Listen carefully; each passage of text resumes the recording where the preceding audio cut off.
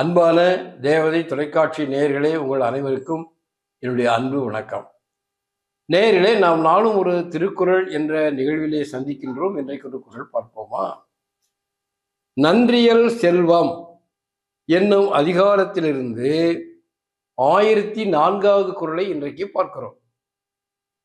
இந்த குறளில் வள்ளுவர் என்ன சொல்லுகிறார் என்றால், எச்சம் என்று என் எண்ணுங்கொல்லோ ஒருவரால் நச்சப்படாதவன். இதற்கு என்ன பொருள் என்றால், ஒருவரால் எவராலும் நச்சப்படாதவன், விரும்பப்படாத ஒரு கருமி.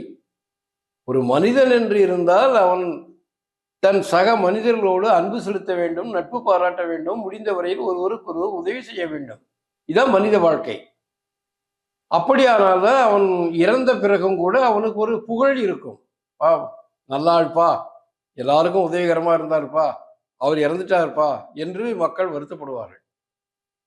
யாருக்குமே உதவி செய்யாத, எவராலுமே விரும்பப்படாத ஒருவன் இருந்தால் அவனுடைய பிற்காலத்தில், அதாவது அவனுடைய இறந்த பிறகு அவனுக்கு என்ன நேரம், என்ன ஏற்படும், அவன் என்ன அடையாளத்தை விட்டு செல்வான்? திருவள்ளுவர் 2500 ஆண்டுகளுக்கு முன்பே வாழ்ந்தவர். ஆனால் அவரை நாம் இன்று கொண்டாடுகிறோம். ஏன்? அவர் திருக்குறள் என்ற ஒரு அற்புதமான மனித குலத்துக்கு தேவையான ஒரு மாணிக்கத்தை படைத்து விட்டு சென்றிருக்கிறார். அதனால்தான் அவரை நாம் புகழ்கிறோம். அப்போ ஒரு மனிதன் தான் மறைந்த பிறகும் தனக்கு ஒரு அடையாளம் இருக்க வேண்டும் அல்லவா? தன் குடும்பத்தாருக்கு, தன் ஊராருக்கு, தன் நாட்டாருக்கு ஏதாவது அவன் செய்ய வேண்டுமா அல்லவா?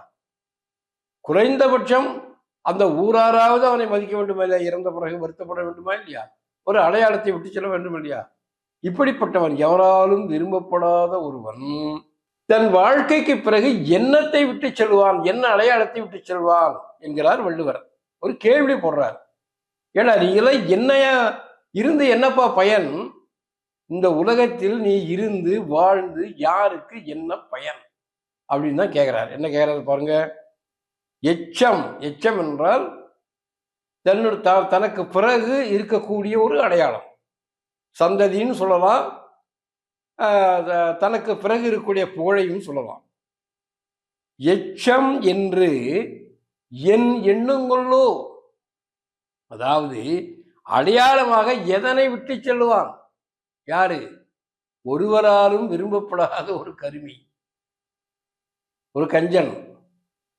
அவனால யாருக்கு என்னங்க லாபம்? ஏராளமான சொத்து வைத்து விட்டு போனாலும் அந்த சொத்து யாருக்கு பயன்படும்?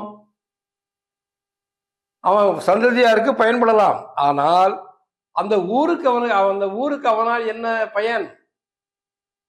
ஏதாவது ஒரு அடையாளத்தை விட்டு போகணுமா இல்லையா?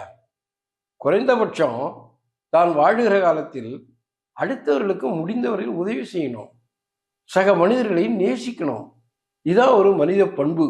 அதான் வள்ளுவர் சொல்றார், மனிதனாக பிறந்தவனுக்கு ஒரு மனித பண்பு இருக்க வேண்டும், ஒரு சமுதாய பொறுப்பு இருக்க வேண்டும், தான் மறைந்த பிறகும் தன்னுடைய அடையாளமாக எதையாவது விட்டு செல்ல வேண்டும் சொல்றார். இப்பொழுது மீண்டும் குறளை பார்ப்போமா? எச்சமென்று என் எண்ணுங்கொள்ளோ ஒருவரால் நச்சப்படாதவன். அன்பான தேவதை தொலைக்காட்சி நேயர்களை, நாம் மீண்டும் இதே நேரத்தில் சந்திப்போம். நன்றி, வணக்கம்.